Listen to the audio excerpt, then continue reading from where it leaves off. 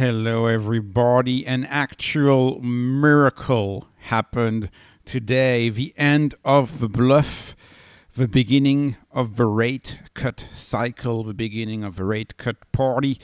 We've had so many Powell speeches end up in disappointment. Tens in a row worth of speeches ending up in disappointment, that finally we celebrate, and finally it seems like the Fed is going to start the rate cut cycle. This is a party for growth stock.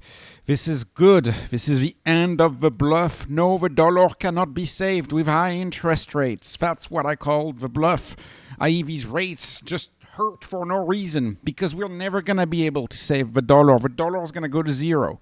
That's why I named this channel Beat the Denominator. That's why I always called it a bluff. The Fed trying to control inflation. It's positioning. You can't control it. Anyways, ask yourself, as you see a day like today, think about that.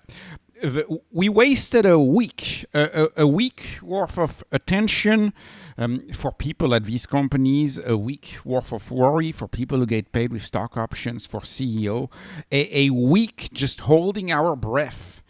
All of this to essentially gain it all back today for many stocks, and at next Monday, Monday, Tuesday, we'll probably have gained it all back. Like all of this. Because the money, the dollar, the denominator, the dollar, right? This channel could be called Beat the Dollar. The denominator is just controlled by the most 20th century, the most centralized institution. Like these moves are absolutely crazy, because you just have one single institution controlled by one single person, right? Who just controls the denominator and the cost of money. And, at this point, and very much always, I want the return to a hard money standard. I dream of that. Of course, I root for BTC. I think Bitcoin is going to be the new hard money standard. But frankly, I'd be happy if gold won too. In fact, gold has been doing pretty well. And gold was the former hard money that we used to have. I even wouldn't mind. That's going to sound crazy to maxis of Bitcoin. But, even if ETH took a little bit of a roll, or Solana, I don't know. I just know we need hard money.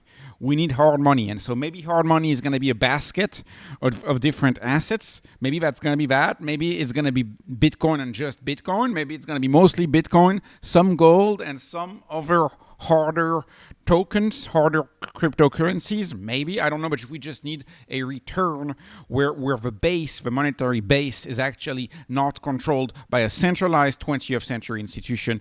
And my guess is after we are fully done with this rate cycle, with this rating cycle, they will have to hold the rates to zero. And the last time they held the rates for zero, that was essentially all of the 2010s, and we had wonderful 2010s in terms of the market.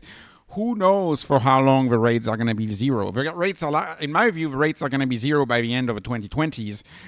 And how many decades are we going to stay at zero? I think we're going to stay at zero for decades. And in that case, if that happens, then that means some hard money will replace the dollar as the denominator of all things. So anyways, ask yourself always, is this normal? Anyways, that's just my take. But if you're not into these takes, that's okay. We can still celebrate, and you can still celebrate with me the fact that the rates are going to drop, and we'll probably get mostly 25 basis point cuts is what I expect, because there's a theory. I'm not saying I agree with this theory. I honestly don't know. I don't want to study the Fed anymore, but there's a theory of people that say that if you drop 75 basis points, you're going to spook the market and trigger a crash.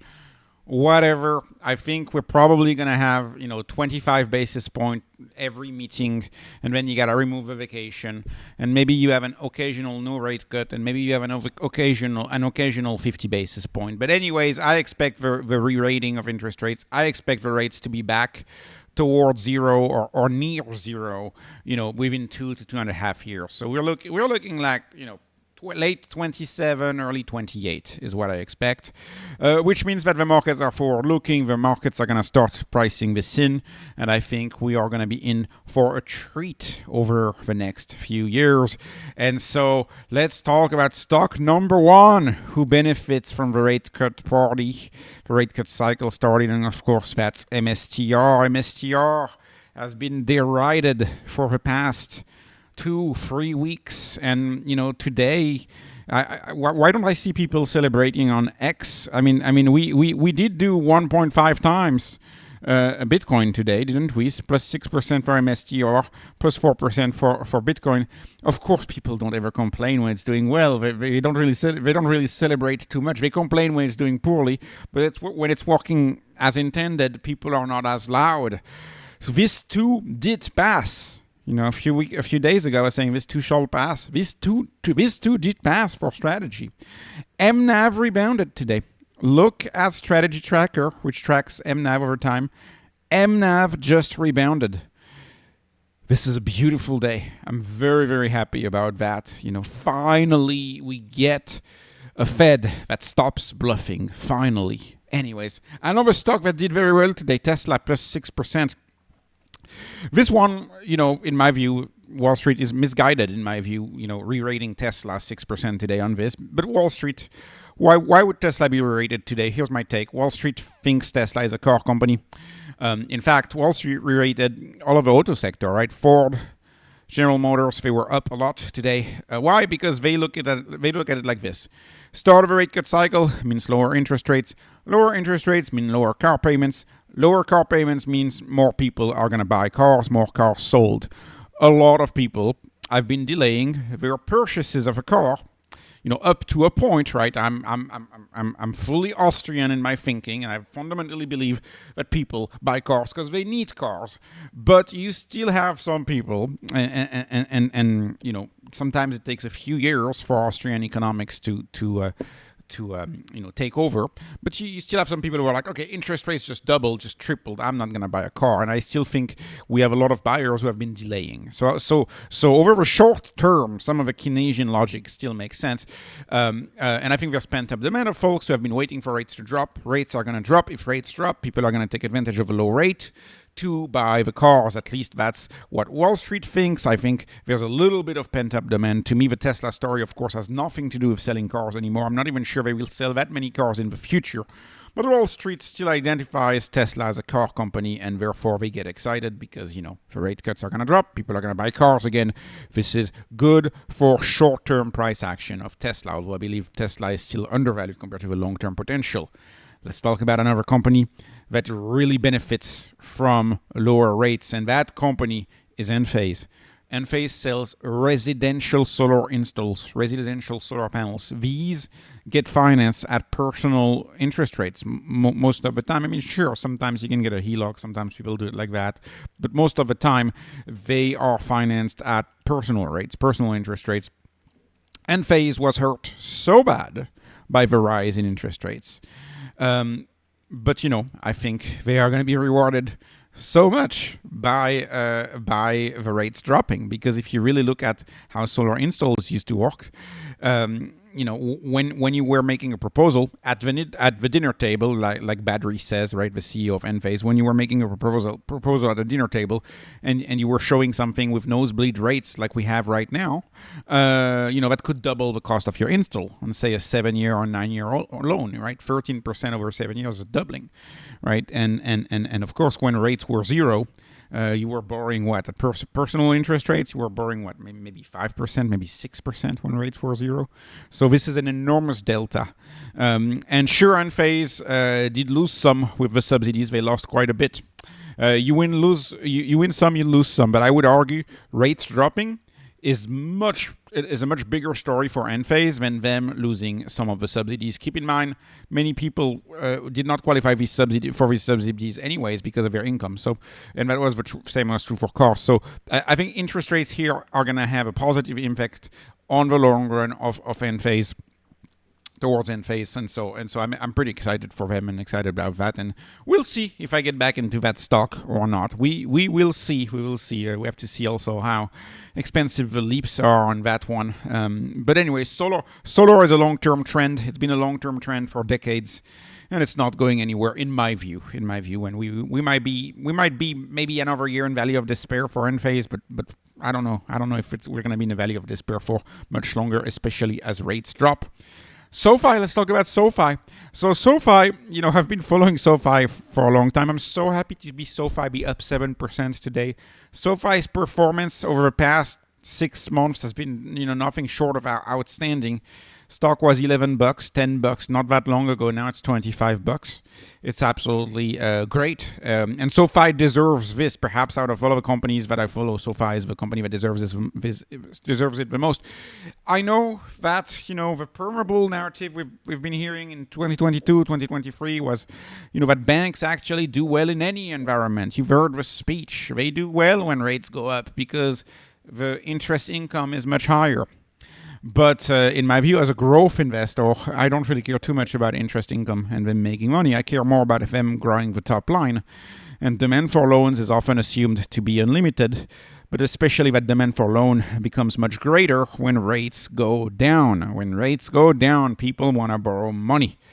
And is it better to do way more lending business, or is it better to have slightly higher net interest income? And in my view, it is way better to do much more lending business than have slightly higher margins, right? That's very, very similar to Freakonomics. You may remember that book. A realtor prefers to prioritize the number of transactions rather than prioritizing the commission. Do you want to prioritize the commission? Or do you want to prioritize the count, how many times you do business? And this is the same for SOFI. SOFI is going to be able to do way more loans, and I think that's going to be much more beneficial. And why will we do way more loans? Well, that's because of the macro. Because of the macro, if rates go down, if in 2 years from now a personal loan is like 6 or 7%, yeah, you're going to have a whole bunch of people who are going to rather refinance their cars, refinance their mortgages, refinance their loans, their student loans. And so I think SOFI will greatly benefit from lower interest rates. It is indeed a party. The beginning of that rate cut cycle is a party.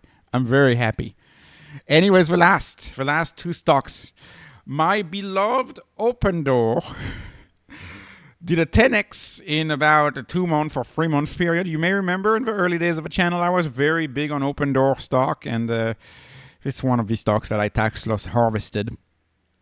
The reason why I sold out of Opendoor is because I was dissatisfied with the new CEO.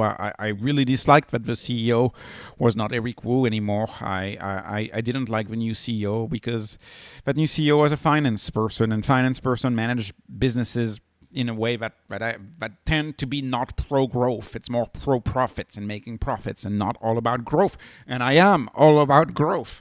So I did not get back into Opendoor. I think the stock got ahead of itself. I think the stock is overbought. I think there may be some sort of a squeeze going on with Opendoor. So I'm staying away from Opendoor.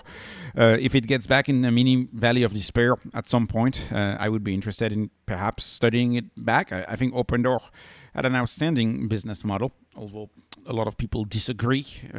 Opendoor, make no mistake, Opendoor was quote unquote killed by high interest rates environment. That's just the way it is. The stock that I've moved into on my bet on real estate, I'm betting on real estate, and of course transactions picking back up thanks to the rates dropping. By the way, I expect the mortgage rates to drop if we get 3 cuts this year, or even 2 cuts. Between 5 and 6% on mortgages is not too wild to think of. And that alone, compared to where rates have been for the past 2 years, that alone, I think, will trigger a lot of interest. A lot of people have been waiting. That alone will trigger a lot of interest, will trigger a lot more transactions.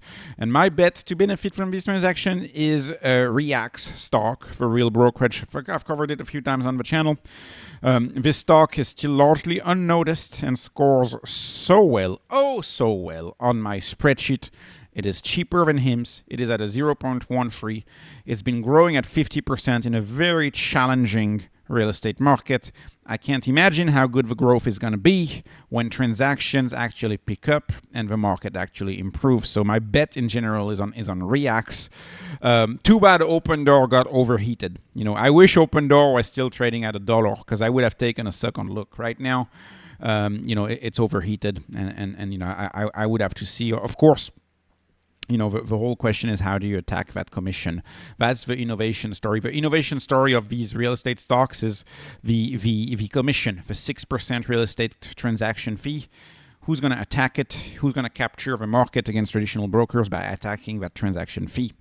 But even then, I would argue right now, to benefit, you don't need to attack that fee right now to benefit, because transactions are going to pick back up. And I think it's going to be absolutely wonderful. So this is a party today. The bluff ended to my great surprise, and I am very happy about it.